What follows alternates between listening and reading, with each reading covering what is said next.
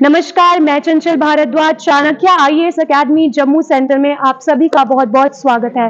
तो चलिए आज हम उन सक्सेसफुल कैंडिडेट्स जो कि आज एक अच्छे और ऑफिसर रैंक पर हैं, उनसे कुछ खास बातचीत करेंगे कि आखिरकार उनकी इन सफलता का क्या कारण है, किस तरीके से उन्होंने अपनी प्रिपरेशन की और कैसे इस मुकाम को हासिल किया। तो इस वक्त हमारे साथ मौजूद हैं डॉक्टर चारू। डॉक्टर चारू, सबसे पहले तो मेरा आपसे ये सवाल है कि सबसे ज़्यादा जो कैंडिडेट सवाल करते हैं कि हमें जब भी यूपीएससी की या अपने स्टेट की प्रिपरेशन करनी होती है तो उसके लिए स्टूडेंट्स के जो डाउट्स है वो ये होते हैं कि हमें करंट अफेयर्स कहाँ से स्टार्ट करनी चाहिए। तो आपने कैसे अपने करंट अफेयर्स पर पकड़ रखी, क्या क्या आपने न्यूज़पेपर में पढ़ा, प्लीज थोड़ा आप हमें बताइए। ये थोड़ा ऑफ बीट लगेगा बट मैं बिल्कुल रियलिटी बताना चाहूँगी। व्हेन आई फर्स्ट स्टार्टेड मेरे को बिल्कुल भी गाइडेंस नहीं थी। आई started from a YouTube channel exam made simple. वो डेली न्यूज़पेपर को क्रिस्प फॉर्म में और बहुत जो है लेमैन लैंग्वेज में समझाते थे। I started from that and then I switched off to insights IAS. फिर वहाँ से मैं डेली के करंट अफेयर्स करती थी। तो मैं कैंडिडेट्स को भी यही कहूँगी कि बहुत ज़्यादा न्यूज़पेपर को देख के डरने की ज़रूरत नहीं है। अगर आपको लग रहा है कि आप एक साथ न्यूज़पेपर नहीं पढ़ पा रहे हैं तो just go on a YouTube और वहाँ पे किसी अच्छे चैनल से उसको समझिए पहले। आपको 2-3 दिन के बाद या फिर 1 हफ्ते के बाद उसका हैंग हो जाएगा and then you can switch on to newspapers और कोई भी साइट। दूसरा सवाल मेरा ये, जैसे कि आपने कहा कि आपने यूट्यूब से जो है अपने करंट अफेयर्स पूरे किए, दूसरा सवाल मैं ये जानना चाहूंगी कि आपने चाणक्य आईएएस अकेडमी को कब ज्वाइन किया और यहाँ से आपको क्या क्या हेल्प मिली। मैंने चाणक्य आईएएस अकेडमी को जो है 2018 में ज्वाइन किया था। तब मैं यूपीएससी के लिए ही प्रिपेयर कर रही थी।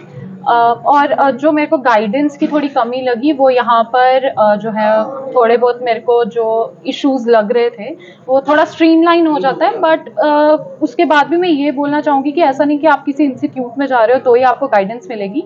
Today's an era of globalization, तो यूट्यूब पे सिलेक्टेड कैंडिडेट्स जो हैं उन्होंने एन नंबर ऑफ गाइडेंस जो है वो दी हुई है। तो मुझे लगता है कि अगर आजकल की यूथ में को देखना हो तो अगर वो यूट्यूब पे जाएं तो उनके लिए सब कुछ है वहाँ पे। तो वैसे बहुत इजी हो गया, ऐसा नहीं कि किसी इंस्टीट्यूट में जाके आपको कुछ करना। अच्छा, तो एक सवाल स्टूडेंट्स जो हमेशा करते रहते हैं कि विदाउट एनी इंस्टीट्यूट क्या वो प्रिपरेशन कर सकते हैं। ऐसा कहते हैं कि इस पोस्ट के लिए हमें कहीं ना कहीं ऐसी गाइडेंस की जरूरत होती है, अगर सामने से हमें कोई समझाए कि हमें इस ट्रैक पर जाना है और क्या क्या पैटर्न हमें इसमें फॉलो करना है, तो उस पर आप क्या कहना चाहेंगे। देखिए, मैं इस बात से बिल्कुल सहमत हूँ कि बिना इंस्टीट्यूट के भी आजकल के एरा में स्पेशली प्रिपरेशन हो सकती है। बिकॉज आपके पास यूट्यूब पे हर चीज़ का सोल्यूशन है। You have an number of guidance there. और जो रही बात फेस टू फेस इंटरेक्शन की, उसके बाद आप मॉक्स आके दे सकते हो, उससे भी आपको एक प्री आइडिया नोशन हो जाता है एग्जाम का। तो that way it is very helpful. तो एक मेरा सवाल ये है कि आज आप इस पोस्ट पर हैं, तो आपको किसको देखकर ऐसा लगा कि हाँ मुझे इस पोस्ट को हासिल करना है। मेरा मतलब ये है कि आप कब से ये सपना देख रहे थे कि मुझे इस मुकाम पर पहुंचना है और बहुत जल्द पहुंचना है। Ma'am, when I was in 7th class, my father introduced me to civil services, and since then I don't think I've ever looked backwards. तब से ही सोच लिया था कि सिविल सर्विसेज ही करना है एंड तभी से प्रिपेयर कर रही थी। ओके, तो आज जो आप इस पोस्ट पर हैं, तो सबसे ज्यादा आपके घर में किसको खुशी हुई है जिसका सपना ये था कि आज मेरी बेटी इस मुकाम पर पहुंचे। मेरे पापा का सपना था कि मैं एक सिविल सर्वेंट बनूं, और उसके पीछे मेरी मम्मा की भी बहुत ज़्यादा सैक्रिफाइसेस रही हैं। उन्होंने कभी भी मुझे हाउस होल्ड कोर्स में इतना ज़्यादा घुसने नहीं दिया। She had sacrificed a lot, even my father has sacrificed a lot, so all the credit of my success goes to them. Thank you so much doctor Charu. आप सभी ने देखा कि डॉक्टर चारू का कहना है कि अगर आपको सक्सेस हासिल करनी है तो कहीं ना कहीं आपको उसके लिए मोटिवेट भी होना पड़ता है। ये भी बताया कि जैसे जैसे हम जब भी यूपीएससी या अपने स्टेट की कभी भी तैयारी करते हैं तो उसके लिए हमें कहीं ना कहीं राइट गाइडेंस की जरूरत है। जैसा कि अभी आप देख सकते हैं कि यहाँ पर हमारे साथ कुछ और ऑफिसर्स भी मौजूद हैं जिन्होंने Chanakya IAS academy Jammu centre से जो है अपना एग्जाम जो है वो निकाला है। 2021 में इन सभी स्टूडेंट्स ने एग्जाम दिया था और अब इनके सभी के नतीजे जो हैं आज हमारे सामने हैं। तो यहाँ पर कुछ ऑफिसर से हम खास बातचीत करना चाहेंगे कि उनकी सक्सेसफुल स्टोरी का क्या कारण है,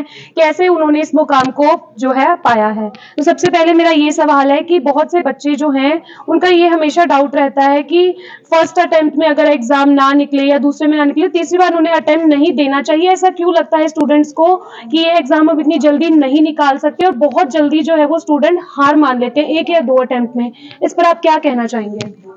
मैम, मैं कहना चाहूँगा कि स्टूडेंट्स को परसिवरेंस और पेशेंस की काफ़ी ज़रूरत पड़ती है इस एग्ज़ाम में। ये साइकिल जो चलता है वही लगभग अब स्टेट पीएससी तो 1.5-2 साल चलता है लगभग साइकिल। जैसे हमारा ही 2021 से लेकर 2023 तक ख़त्म हुआ, तो पेशेंस की बहुत ज़्यादा ज़रूरत पड़ती है। और ऐसा भी नहीं है कि आप फर्स्ट अटेम्प्ट में सब निकाल लें। तो मैं यही कहूँगा कि पेशेंस रखें, परसिवरेंस रखें, तो एग्ज़ाम अगर मेहनत करेंगे तो ज़रूर निकलेगा। तो दूसरा सवाल मेरा सर आपसे है, आप अपनी सक्सेस स्टोरी का कोई ऐसा एक खास रीज़न बताइए जिससे कि आज के यूथ को आप मोटिवेट कर सकें, क्योंकि आज के टाइम पे अगर आप देख सकते हैं कुछ ऐसा यूथ है जो मतलब पढ़ना नहीं चाहता या पढ़ नहीं रहे हैं, कुछ नशे के उसमें डूब रहे हैं, तो उस पर आप क्या कहना चाहेंगे? मैम ये ड्रग्स अब्यूज़ वगैरह ये तो वैसे ही बहुत गलत चीज़ है, हमें इसे अवॉइड ही करना चाहिए। रीज़न ये है कि क्यों होता है, पीयर प्रेशर वगैरह रहता है, कुछ गलत सोसाइटी में पड़ जाते हैं। तो अगर स्कूल लाइफ से ही एक तो इंस्टीट्यूशनल तरीके से भी इसको अवॉइड किया जा सकता है कि स्कूल्स कॉलेजेस वगैरह में अवेयरनेस कैंप्स वगैरह रहने चाहिए। घर पे भी माँ बाप को थोड़ा ओपनली इस बारे में बात करनी चाहिए कि ये गलत चीज़ है। इनफैक्ट पढ़ाई के लाइन में आने से, जैसे मेरे सारे कलीग्स हैं बहुत वाइब्रेंट फील्ड से आते हैं, कुछ मतलब प्रोफेशनली बहुत एडवांस करियर्स वगैरह अचीव करके आए, यहाँ पे आए हैं। तो स्टडीज़ का यहाँ तक मेरा अपना पर्सनल था कि घर पे ठीक था, अच्छा था माहौल, घर वालों ने थोड़ा मोटिवेट किया। इनफैक्ट वो खुद इतने ज़्यादा पढ़े लिखे नहीं थे, बट उन्होंने हमें इस चीज़ को समझाया कि आप पढ़ोगे, थोड़ा आगे बढ़ोगे, पढ़ लिख के आगे बढ़ोगे तो आपके लिए लाइक कहते हैं ना कि वाइड ओपन पूरा एरिया है, आप कहीं भी जाना चाहेंगे, आप एक एम्पावर्ड इंडिविजुअल के तौर पे आप कहीं भी जा सकते हैं। तो इन सब चीज़ों से तो दूर रहना ही चाहिए जितना ज़्यादा हो सकता है। अपने आसपास सोसाइटी अच्छी बनाइए। मेरे फ्रेंड्स वगैरह थे यूपीएससी में, मैं खुद 5-6 साल से वहाँ पे इन्वॉल्व हूँ, 3-4 बार मैंने यूपीएससी मेंस वगैरह दिया है। तो वहाँ पे खैर मेरी आई वाज फॉर्चुनेट कि मेरी सोसाइटी ऐसी थी कि मैं उस तरफ नहीं गया हूँ, तो इस साइड रहा हूँ। तो यही एक तरीका हो सकता है कि खुद को उन लोगों के बीच में रखें जो अच्छा करना चाह रहे हैं, जिनके अच्छे ऑब्जेक्टिव्स हैं, एम्बिशंस अच्छे हैं, जिनके जो हायर थिंकिंग के साथ आगे जा रहे हैं। तो ये एक तरीका हो सकता है। बाकी तो स्कूल्स लेवल, कॉलेजेस लेवल में ही ये ज़रूरत है कि इस चीज़ के बारे में अवेयरनेस की जाए कि ड्रग्स वगैरह इन सब से जितना दूर रहा जाए इतनी अच्छा है। तो एक सवाल मेरा सबसे अहम जो है वो ये है कि जब भी हम किसी इंस्टीट्यूट या किसी भी कोचिंग सेंटर को ज्वाइन करते हैं, तो वहाँ पे हमारा एक सबसे बड़ा डाउट जो होता है वो रहता है हमारी फैकल्टीज़ यानी टीचर्स को लेकर। तो आप यहाँ के चाणक्य आईएएस अकेडमी के टीचर्स के बारे में क्या कहना चाहेंगे? उनकी कैसी सपोर्ट रही, कैसे उन्होंने आपको गाइड किया, कैसे उन्होंने आपके इस एग्ज़ाम के पैटर्न को कराया? टीचर्स का रोल तो बहुत इम्पोर्टेंट रहता है कि वो डायरेक्शन प्रोवाइड करते हैं आपको, कि मेहनत तो बहुत सारे बच्चे करते हैं बट डायरेक्शन टीचर्स प्रोवाइड करते हैं, तो टीचर्स का इम्पोर्टेंट रोल है। तो चलिए अब तीसरा सवाल हम हमारे तीसरे ऑफिसर से करते हैं। तो सर मेरा एक सवाल है कि आज के टाइम पे आप यूथ को ऐसा क्या मैसेज देना चाहेंगे कि जिससे कि वो भी आप ही की तरह इस लाइन में आए, अपने स्टेट या यूपीएससी की तैयारी करें, क्या कहना चाहेंगे? मैम मेरा इस चीज़ पे थोड़ा डिफरेंट स्टांस है। ज़रूरी नहीं है कि अगर आपको पब्लिक सर्विसेज करनी है तो उसके लिए आपको स्पेसिफिकली सिविल सर्विसेज का एग्ज़ाम दे के आना है। There are number of diversified field. आपको पहले अपना पोटेंशियल देखना है, आप किस में सही हैं। When you are able to realise it, then आपके लिए भी वो चीज़ ईजी हो जाती है और आप अच्छे से भी कंट्रीब्यूट कर पाते हो सोसाइटी के लिए। So for me it is like, अगर आपको सिविल सर्विसेज में आना है तो पहले आपको खुद से पूछना है कि क्या मैं कैपेबल हूँ इस चीज़ के लिए, क्या मैं वो प्रेशर झेल सकता हूँ। क्या सिर्फ यही नहीं है कि मुझे बस स्टारडम देखना है तो उसके लिए आना है, या जस्ट एक ऑफिसर की एक वर्दी के लिए आना है। नहीं, ये चीज़ मैटर नहीं करती। इसके लिए सबसे इंपॉर्टेंट ये है कि अगर आपके अंदर पब्लिक सर्विसेज का वो जुनून है तो तभी आपको इस फील्ड में आना चाहिए। और इसमें सबसे इंपॉर्टेंट एस्पेक्ट ये रह जाता है कि आपको लाइफ में किसी न किसी इंसान की ऐसी ज़रूरत होती है जो आपको गाइड करे। अदरवाइज आपके पास पोटेंशियल भी होता है बट आप वो उस पोटेंशियल को जान नहीं पाते हैं, जस्ट बिकॉज आपको पता ही नहीं चलता है कि आपको लाइफ में करना क्या है। तो उसके लिए टीचर बहुत बड़ा रोल प्ले करता है, आपकी पीयर ग्रुपिंग बहुत ज़्यादा रोल प्ले करती है, आपकी सोसाइटी में आप कहाँ उठ रहे हैं, किससे बात कर रहे हैं। कोई ऐसा इंसान आपकी लाइफ में आ जाता है, जैसे मेरे लिए मेरे दोस्त हैं, मेरे पेरेंट्स हैं, उन्होंने मुझे बहुत ज़्यादा सपोर्ट किया। उन्होंने देख लिया कि नहीं यार आप कर सकते हो। So when you have that fire inside you, then कोई तो होना चाहिए जो आपको उस फायर को लाइन करवाए, प्रॉपरली गाइड करवाए। एंड ये सब चीज़ें ही आपको उन सब जो भी हम देख रहे हैं अभी यूथ थोड़ा मिसगाइड हो रहा है, तो उस चीज़ में जाने से रोकेगा। And last but not the least मैं ये बोलना चाहूँगा कि पब्लिक सर्विसेज नाम से ही है कि वी आर पब्लिक सर्वेंट, तो हमारा सबसे पहली प्रायोरिटी यही रहनी चाहिए कि हमें पब्लिक के लिए करना है। और अगर जब ये अंदर आपके होगा तो अल्टीमेटली आप फिर सिविल सर्विसेज के लिए तो आ ही जाएंगे। And this is what we are seeing right now, and this is what, thank you so तो मच। चलिए अब हम अपना एक सवाल और सर से करेंगे। सर, मेरा सबसे खास सवाल ये है कि आप अपनी सक्सेसफुल स्टोरी का कोई ऐसा एक खास रीज़न बताइए कि आज जो आप इस पोस्ट पर हैं, उसके पीछे किसका जो है हाथ है और किसने आपको इतना सपोर्ट किया? जी, आई रिमेंबर मैंने मास्टर्स कंप्लीट की थी अपनी इन 2020 और then I got into a bank. ये क्यों? बिकॉज मेरा दिमाग बहुत फिकल सा है, ये भी कर सकता हूँ, वो कर लेता हूँ, वो ट्राई कर लेता हूँ, but after getting into the bank I realised कि मेरे पास कुछ डिसीजंस मेकिंग अथॉरिटी नहीं है। I want to bring a change, यहाँ कुछ भाई ये दिक्कत आ रही है, मैं कुछ कर नहीं सकता उस वजह से। Then I talked to my mother about that कि do you want me to stay in this field या फिर कुछ ट्रांजिशन किया जाए। And I had this thing in my hindsight कि civil services is one thing जो मुझे enable कर देगी काफ़ी कुछ करने को। ये स्टारडम जो अभी इंटरव्यूज़ हो रहे हैं, दिस इज़ जस्ट टेम्पररी, 4-5 दिन की बात है, उसके बाद will be into the services और कोई हमें कुछ नहीं पूछने वाला। Our names will be nowhere, जो काम करेंगे दैट विल बी नोन, जो लोगों में ज़्यादा पॉजिटिविटी होगी, जो उनका रिस्पॉन्स अच्छा मिलेगा, वो हमारे लिए रात को सोने का एक ज़रिया बन जाएगा कि चैन की नींद आए। तो वो ये बहुत ज़्यादा इवेंट्स होते रहते हैं, मेरे ज़िंदगी में भी काफ़ी हुए होंगे। आपने अब अचानक से पूछ लिया तो कोई पर्टिकुलर मैं पिन पॉइंट नहीं कर पाऊँगा, बट वो ये जो भी ये इंटरव्यू देख रहा है, अगर आपको इस टाइम समझ नहीं आ रहा कि आपको ये करना है कि नहीं करना है, ये क्यों करना है, टेक योर टाइम, थोड़ी देर की बात है, आपको अपने आप रियलाइज़ हो जाएगा आपको किस चीज़ में आपका पोटेंशियल खींच सकता है। And work hard for that. Civil services choose करते हो तो प्रिपेयर करो, अच्छे टीचर्स के पास जाओ, अच्छा फैकल्टी बहुत ज़रूरी है, बिकॉज 2-3 साल लगे रहोगे, आपको फिर रियलाइज़ होगा कि अच्छा मैं ये पहले कर सकता, तो वो आपके मेंटर्स बता देंगे।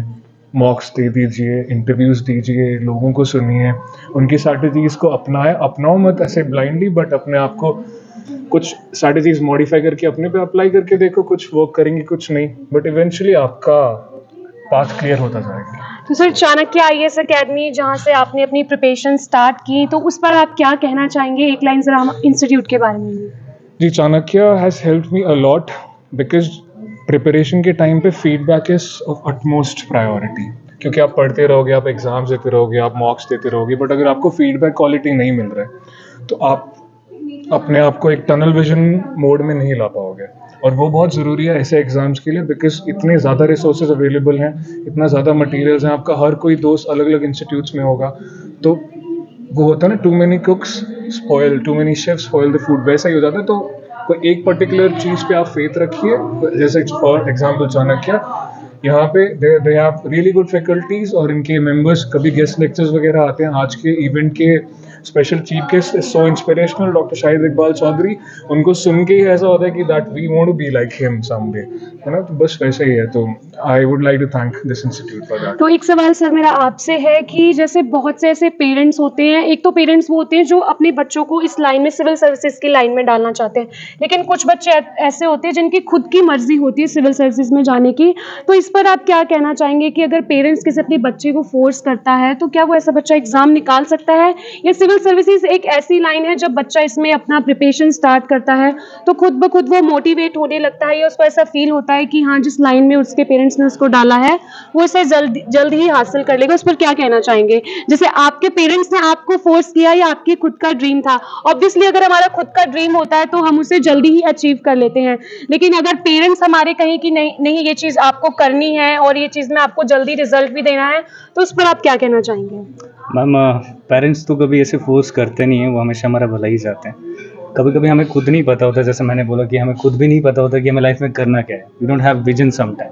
तो कभी कभी पेरेंट्स तो बहुत बड़ा रोल प्ले करते हैं आपकी लाइफ में, वो कहीं देख लेते हैं आपके अंदर कि you have some sort of a credibility, by that you will be able to do something good in your life. तो मेरे हिसाब से बच्चों को सबसे इंपॉर्टेंट एस्पेक्ट यही होता है कि उनकी कॉग्निटिव डेवलपमेंट बहुत ज़रूरी होती है, और बच्चों को अगर पहले ही प्रेशराइज कर दिया जाएगा तो सेल्फ कॉन्फिडेंस खो देते हैं वो, जो कि इस एग्ज़ाम की डिमांड है पब्लिक सर्विसेज में। और इसमें यही होता है कि पेरेंट्स को अपने बच्चों को हमेशा उनके हिसाब से देखना चाहिए कि उनकी क्रेडिबिलिटी किस में है, वो किस में अच्छा परफॉर्म कर रहे हैं। सिविल सर्विसेज, जैसे मैंने पहले बताया, ये एक अकेला ऑप्शन नहीं है पब्लिक सर्विसेज के लिए, there are number of option. But हाँ, कभी कभी ऐसा होता है, जैसे मेरे साथ ये हुआ, इनिशियली इंजीनियरिंग की एंड मास्टर्स की, फिर रियलाइज हुआ कि नहीं, I can perform good in this, तो मैंने किया, बट वो मेरी खुद से सेल्फ मोटिवेशन थी, और फ्रेंड्स ने भी बहुत बड़ा रोल प्ले किया, उन्होंने भी बोला यार आप एक बार करके देख लो। तो कभी कभी पेरेंट्स भी बहुत बड़ा रोल प्ले करते हैं, कभी आप खुद से भी सेल्फ मोटिवेट हो जाते हैं। But on a lighter note मैं यही बोलना चाहूँगा कि पेरेंट्स को अपने बच्चों को समझना चाहिए, दैट इज़ वेरी इंपॉर्टेंट। इसके एक एक सवाल मेरा ये भी है कि कुछ स्टूडेंट्स का हमेशा ये क्वेश्चन रहता है कि 8 घंटे बैठकर ही हम पढ़ सकते हैं, कुछ बच्चे कहते हैं कि हम 4 घंटे में भी पढ़ सकते हैं, तो उस पर आप क्या कहना चाहेंगे? आप सबने ये प्रिपरेशन की है, ऑब्वियसली आप, मैं नहीं जानती कि आप 4 घंटे बैठ के पढ़ें, 8 घंटे बैठ के, तो इस पर आप क्या कहना चाहेंगे? मैक्सिमम कितना टाइम जो है हमें प्री और मेंस के लिए चाहिए, इसकी सिटिंग के लिए? मैम मेरा अपना ये मानना है कि जैसे हम कोई गाड़ी चलाते हैं ना, तो उसकी माइलेज एक अलग चीज़ होती है, बट उसकी स्पीड एक्सेलरेशन एक अलग चीज़ होती है। मुझे अगर कम समय में कहीं पहुंचना है तो मैं 60-70 की स्पीड से पहुंच सकता हूं, बट अगर हम गाड़ी की जो माइलेज होती है हम उसे जांचते हैं कि ये गाड़ी अच्छी है या नहीं है। उसी टाइप से हमारी जो पर्सनल जर्नी है यहाँ पे, हम ये नहीं कह सकते मैंने आज डिसाइड किया कि मुझे नेक्स्ट एग्जाम देना है 6 महीने बाद है, तो मैं आज पहले दिन बैठ के पढ़ूंगा और मैंने 12 घंटे लगा दिए, 14 घंटे लगा दिए, तो उससे ये चीज़ नंबर ऑफ आवर्स से डिसाइड नहीं हो सकती है कि मैंने एकदम से इतनी स्पीड खींच ली कि मैंने 3 दिन लगातार बैठ के पढ़ा, 16 घंटे पढ़ लिया, 15 घंटे पढ़ लिया, 6 घंटे की नींद ली या 4 घंटे की नींद ली। मेरे खुद ऐसे कुछ मैं जानता हूँ जिनका पूरा स्लीप साइकिल बिगड़ गया इस चक्कर में कि नंबर ऑफ आवर्स हमें इंक्रीज करने हैं तो हम अचीव कर पाएंगे। Exactly. ऐसा कभी नहीं हुआ। मैंने अपने पर्सनल जो मेरी अपनी जर्नी रही है, मेरी बहुत लंबी जर्नी रही है, ये मैंने सीखा अपने, मैं खुद अपना चुका इन चीज़ों को। मैंने भी गलतियाँ की इस टाइप की कि रात को बैठ के पढ़ते रहो, ऐसा कुछ नहीं है। आप जिस आवर्स में कंफर्टेबल हो वहाँ पे पढ़ो, किसी के कहने पे नहीं करना है कि नहीं रात को पढ़ो, सुबह 5 बजे 6 बजे तक पढ़ो, फिर सो जाओ, फिर दोपहर को उठो, ऐसा कुछ नहीं है। आप कंफर्टेबल हो तो दिन में पढ़ो, नहीं हो तो रात को पढ़ो, जैसे भी है। बट आपको मेंटल हेल्थ बहुत ज़्यादा ज़रूरी है। आप कब तक खुद को स्ट्रेन करोगे? आप 8-10 घंटे कितनी देर तक पढ़ोगे? ये quality of hours is very important. आप जब पढ़ रहे हो तो आप एक डेडिकेशन के साथ पढ़ो, आपकी फोकस होनी चाहिए। What are you studying? वो 2 घंटे आपने पढ़ा, क्या आपने उसमें से इतना अचीव किया, वापस निकाल पाए आप उसमें? ऐसा तो नहीं है कि आप 2 घंटे पढ़े, बीच में 15-15 मिनट आप सोशल मीडिया यूज़ कर लिया या कुछ और यूज़ कर लिया। तो ये तो खुद को तसल्ली देने वाली बात होगी। मैं सुबह 10 बजे बैठा था, रात के 10 बज गए, मैं 12 घंटे उठा नहीं अपने टेबल से, बट बीच में आपने सोशल मीडिया, इंस्टा वगैरह चला लिया, टेलीग्राम, व्हाट्सएप यूज़ कर लिया। तो इस चक्कर में, इस भ्रम में नहीं रहना चाहिए कि नंबर ऑफ आवर्स में इंक्रीज़ करूँगा तो मेरी जल्दी वो आ जाएगी। वैसे नहीं होगा। एग्ज़ाम की रिक्वायरमेंट्स हैं, आपको सिलेबस पूरा क्लियर करना है, आपको एनालिटिकल एबिलिटीज़ डेवलप करनी है, आपको आंसर राइटिंग करनी है, और आपको प्रीलिम्स की जो स्टेज है उसके लिए आपको आपकी हिट एंड ट्रायल आपको डेवलप करना पड़ेगा कि आप उस लेवल पे पहुंचे हो नहीं पहुंचे हो। बट नंबर ऑफ आवर्स के पीछे नहीं पढ़ना है, आपको देखना है कि आप जितने देर पढ़े हो, आपने 6 घंटे पढ़े दिन में या 8 घंटे पढ़े हैं, सफिशिएंट ब्रेक्स हो बीच में, आपको भी अपने दिमाग को रेस्ट देनी है थोड़ी देर के लिए, आपको वापस रिफ्रेश होके आना है। नेक्स्ट उसके बाद कुछ और पकड़ो, जीएस पढ़ी, बाद में ऑप्शन पढ़ लिया या करंट अफेयर्स पढ़ लिया। आपको बहुत सारी चीज़ें मैनेज करनी है। There are numerous pillars, numerous dimension जो आपको देखने हैं। तो सिर्फ नंबर ऑफ आवर्स के पीछे नहीं जाना है, आपको पूरा एक स्ट्रैटेजी जो होनी चाहिए वो एक बैलेंस स्ट्रैटेजी होनी चाहिए और हेल्दी भी होनी चाहिए। आपको योगा वगैरह करते रहो, आप थोड़ा सा फिजिकली भी इन्वॉल्व हो किसी गेम वगैरह में, क्योंकि आपको अपनी हेल्थ भी देखनी है। मैंने खुद I have suffered a lot initial days में, बट सीखने के बाद ये चीज़ बैलेंस की है उसके बाद। और स्ट्रेन नहीं डालना है खुद पे, मतलब एक्सेस स्ट्रेन डालोगे whether in terms of number of hours increase करके या फिर खुद को आइसोलेट करके, that's not going to help you in the longer run. तो आपको बहुत ही हम पॉलिटी में बढ़ते हैं, हारमोनियस बैलेंस होना चाहिए इसके बीच में, आपकी पढ़ाई के बीच में, आपकी पर्सनल लाइफ के बीच में और आपकी मेंटल हेल्थ के बीच में। तो इट इज़ वेरी इंपॉर्टेंट। तो एक मेरा आखिरी सवाल सर से है कि जब आपका ये रिजल्ट आया तो सबसे पहले आपने अपना रिजल्ट जो है किससे शेयर किया? आपका और आपकी फैमिली का कैसा रिएक्शन था? रिजल्ट आया था, मेरा इंटरव्यू था 19 जनवरी लास्ट डे था और मैं लास्ट कैंडिडेट था। तो रिज़ल्ट भी उसी दिन आया था, रात में 12 या 12:30 बजे ऐसा। तो पहले मैंने देखा तो मुझे यकीन ही नहीं होने लगा। तो फिर 12 बजे तो मुझे लगा घर वाले अब सो गए होंगे, तो मैंने शाम को किसी को नहीं बताया वैसे। तो सुबह मैंने अपने घर वालों को बताया सबसे पहले, तो बहुत अच्छा लग रहा था। तो आपका क्या रिएक्शन था सर जब आपका रिजल्ट आया? सबसे पहले आपने किससे शेयर किया और फैमिली का जो क्या मतलब था उस समय? मैम एक्चुअली मेरा एक्सपीरियंस बड़ा इंटरेस्टिंग था, क्योंकि रात को हमें कोई 9-10 बजे थोड़े मैसेज वगैरह हमें आ गए थे कि रिजल्ट आ जाएगा आज, बट लग नहीं रहा था कि आए, क्योंकि लास्ट डे 19 को इंटरव्यू खत्म हुई, मेरे फ्रेंड का लास्ट इंटरव्यू था उस दिन। सो प्रीवियस एक्सपीरियंस को देखते हुए लग रहा था कि 2-3 दिन रुकेंगे, बट जब इन्फॉर्मेशन आई तो रिफ्रेश करते रहे, वेबसाइट चल नहीं रही थी, so I had fallen asleep. And बहुत ही एक अजीब सी बात यह है कि मेरा ब्रदर और मेरी वाइफ आए हुए हैं, सो मेरी शादी की तैयारियां चल रही थी, तो भाई बाहर था, कार्ड वगैरह बांटने गए हुए थे, and my better half they had both called me numerous times and I अच्छा, आपको ऐसा लगता होगा कि जब से आपकी लाइफ में आपकी वाइफ आई है तो और भी ज्यादा अच्छा होने लग गया? हाँ जी, उसके बाद बहुत सारे मैंने यूपीएससी की इंटरव्यूज वगैरह दिए, मैंने ईपीएफओ का भी क्लियर किया था, बट वहाँ पे अभी ज्वाइनिंग नहीं हुई थी मेरी। तो हाँ, बहुत सारी चीज़ें उसके बाद हुई हैं, कहते हैं कि स्टार्स अलाइन वगैरह ये सब होता है। So I think yes indeed it has been a positive influence. तो उस दिन की बात है, तो उस दिन मेरे भाई ने भी बहुत सारी कॉल्स कर दी थी, मेरी वाइफ ने भी कर दी थी। आई वॉज अस्लीप, मैं चैन से सो रहा था, जबकि चीज़ें बदल चुकी थी पूरे आधे घंटे में, और I had figured in that list. तो फिर उसके बाद तो कहाँ ही, फिर तो सबको पता चल ही गया था कि आ गया, क्योंकि भाई ने जगा दिया था सबको कि आ गया, रिजल्ट आ गया। फिर कॉल्स वगैरह आई, रात को ही आने लगी। बहुत सारे मेरे फ्रेंड्स हैं, कमल है एक यहाँ पे, वो भी इस लिस्ट में, बट वो आया नहीं आज, इज इन असिस्टेंट रजिस्ट्रार हैं वो। तो उनकी रात को 2 बजे कॉल आई, फिर उनसे बहुत लंबी बातचीत हुई। तो ये चलता रहा ऐसे, तो पूरा दिन निकल गया। तो बट उसके बाद से हाँ, थोड़ा सा चेंज हुआ है, बट जैसे शायद सर ने कहा है कि ये तो एक टेम्पररी है, ये ट्रांजिशन पीरियड में हम जब तक हमारी ज्वाइनिंग नहीं हो जाती, जब ट्रेनिंग वगैरह आएगी, so we would be getting that reality check कि हम किस पर्पस के लिए आए हैं। So we have that higher purpose in mind कि ये तो चलो ठीक है, सेलिब्रेट कर लिया, अटेंड कर लिए, फंक्शन वगैरह कर लिए, but we should not let this get into our minds. We have to do justice to what we are entering into, whether in accounts, administration और in police job. So yes, we are fortunate to get this chance कि अब हम जाएंगे यहाँ पे, ये serve करेंगे, and we have to live up to that expectations, चाहे वो हमारे पेरेंट्स की हो, पब्लिक की हो, या फिर एडमिनिस्ट्रेशन की हो, कि उन्होंने देखा है कि हमें सिलेक्ट किया है, हम यहाँ पे पहुँचे हैं। सो या अब जो असली चीज़ है वो अब स्टार्ट हुई है, पढ़ाई की, सिलेक्शन ली, सेलिब्रेशन वगैरह हुए, it's going to be over now. अब जो असली चीज़ है, क्योंकि for next 3.5 decades we are going to be in public service, so that is now the most important thing. तो सर, आपने अपना रिजल्ट सबसे पहले किससे शेयर किया? और ये अपने पेरेंट, एक होता है जब भी हमारा रिजल्ट आता है, हम किसी अच्छी पोस्ट पर आते हैं, तो हमें होता है कि सबसे पहले हम उस शख्स को अपना रिजल्ट बताएंगे जिसके, हमारी सक्सेसफुल के पीछे जिसका सबसे बड़ा हाथ है।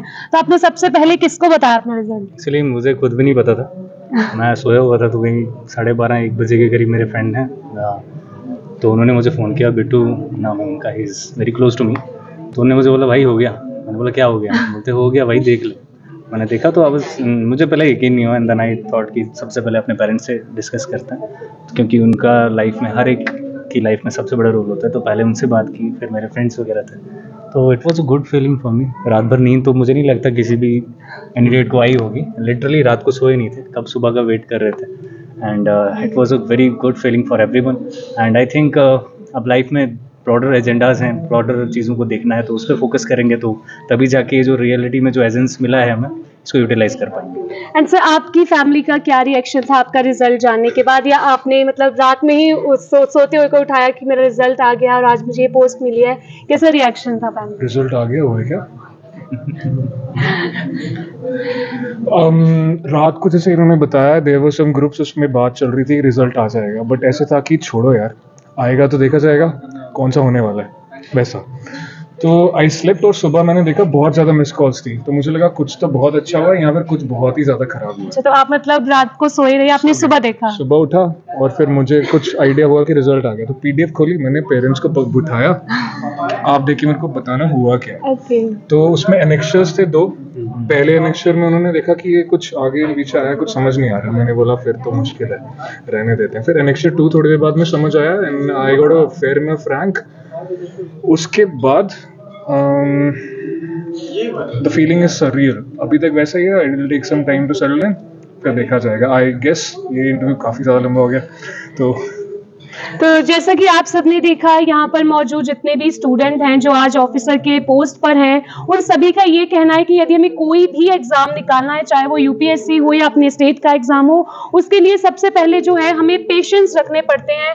अगर हम ऐसा सोचे कि हम पहली साल में ही इस एग्जाम को निकाल लें, तो ऐसा नहीं होता है। पेशेंस इसके लिए बहुत ज़रूरी होते हैं। और दूसरी अहम बात मैं ये कहना चाहूँगी कि कहीं ना कहीं जब भी आप इस किसी बड़े एग्ज़ाम की तैयारी करते हैं तो उसके लिए आपको अच्छे इंस्टीट्यूट और अच्छी गाइडेंस की और अच्छे टीचर्स की ज़रूरत पड़ती ही है।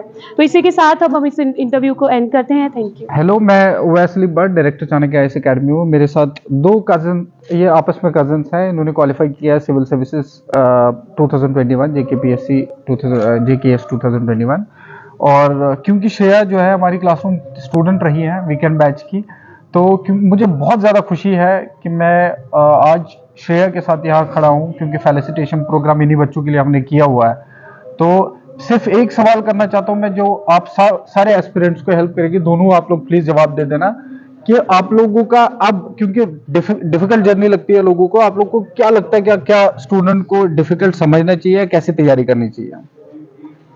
सर आई थिंक सबसे पहले तो after the culmination of this favourable outcome मुझे लगता है कि जो इमीडिएट फीलिंग है वो ग्रेटफुलनेस की है, because I have seen equally calibred and highly potential बच्चे जो कि फ्लिम्जी मार्जिन्स के ऊपर जो है they have skipped, they have got left out. और मुझे ऐसा लगता है कि हर किसी की जर्नी जो है वो अपने अपने टेंजेंट्स पे जो है वो उतरती है, एंड सूनर और later they are going to make it. Of course ये प्रोसेस बहुत ज़्यादा लेंथी है और इसमें सस्टेनेंस की बहुत ज़्यादा ज़रूरत है, बट आई थिंक एक प्रॉपर गाइडेंस जो है वो बहुत ज़्यादा जो है वो इंडिस्पेंसिबल है इस पूरे प्रोसेस के लिए, and for which I think the coaching institutes like Chanakya and others as well, they are doing a commendable job. Apart from that yes, जो ये फ्लिम्जीनेस एसोसिएटेड इस प्रोसेस के साथ, it makes you all the more grateful for whatever this entire process has incurred for you. So I think yeah thank you.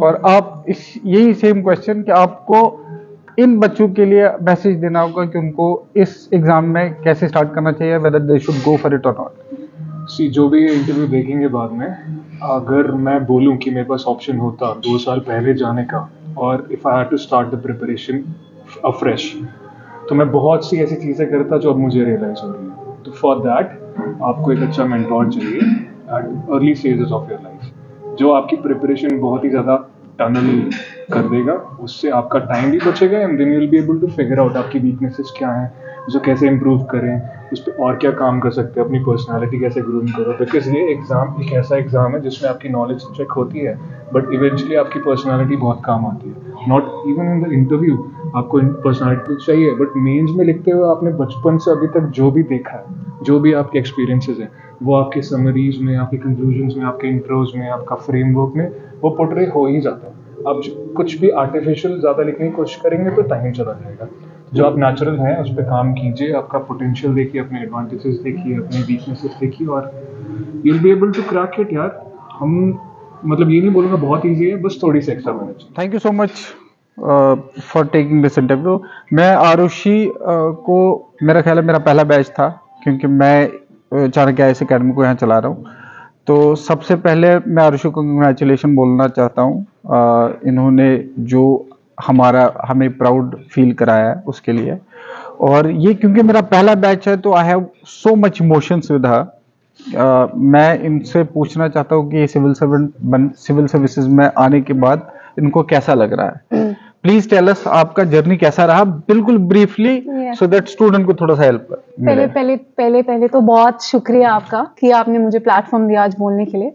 तो आपके साथ तो मैं 2016 से एसोसिएट हूँ चाणक्य के साथ, फर्स्ट बैच स्टूडेंट। तो मैं कहूँगी कि थैंक यू सो मच कि मुझ पे फेथ रखने के लिए और मेरे पेरेंट्स को कन्विंस करने के लिए कि मैं जम्मू में भी सिविल सर्विसेज की तैयारी कर सकती हूँ। तो वो एक बहुत अहम रोल रहा आपका, उसके लिए थैंक्स अ लॉट। और आई थिंक पूरी जर्नी में एक बहुत सपोर्टिव रोल रहा पूरे इंस्टीट्यूशन का। We were provided with the library facility, जहाँ पे मैं आफ्टर क्लासेस जो है मैंने मैक्सिमम अपनी जो है 90% तैयारी लाइब्रेरी में करी है। तो I would like to express my deepest gratitude to Owais Ali sir and all the Chanakya faculty members, A.K. Mishra sir also. तो ये जर्नी काफ़ी ज़्यादा अच्छी रही है, सबका सपोर्ट रहा है।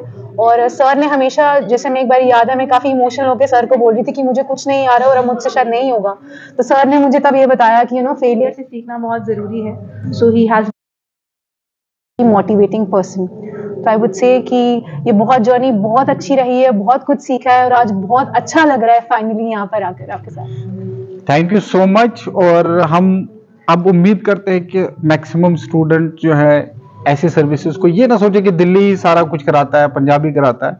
आपको जम्मू कश्मीर में बेहतर से बेहतर एजुकेशन मिल रही है। आप लोगों को सिर्फ एक वो पहला पड़ाव क्रॉस करना है कि भाई मैं कर सकता हूँ। Then make your this journey is all about making those small adjustments, small plans. एक एक करके प्लान बनाओ, छोटा छोटा प्लान बनाओ। एंड जब आप इनिशिएटिव लेना शुरू करोगे तो आपको धीरे धीरे अपना विजन, अपना गोल क्लियर नजर आएगा। Thank you so much.